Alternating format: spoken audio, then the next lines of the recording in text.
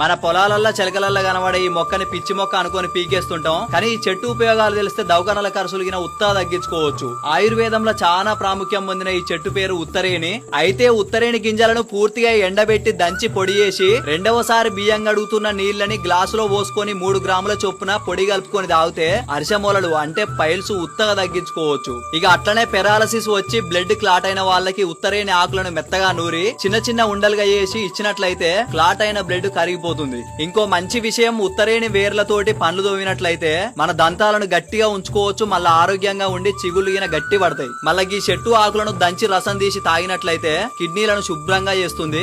అసలు ముచ్చట తేనెటీగలు తేళ్లు కుట్టినప్పుడు మళ్ళా బొంత పురుగు వారినప్పుడు పారిన చోట అలాగే కుట్టిన చోట ఆకులను ముద్దగా నూరి అంటించినట్లయితే తేనెటీగలు తేళ్లు బొంతు పురుగుల విషాలు ప్రభావం చూపవు. అట్లనే దురద ఉన్న చోట ఆకులను ముద్దగా నూరి అంటించినట్లయితే తగ్గిపోతుంది. మనం పిచ్చి చెట్టు అనుకుంటున్న ఇన్ని ఉపయోగాలున్న ఉత్తరేణి చెట్టు యొక్క ఈ వీడియోని అందరికీ షేర్ చేయురి.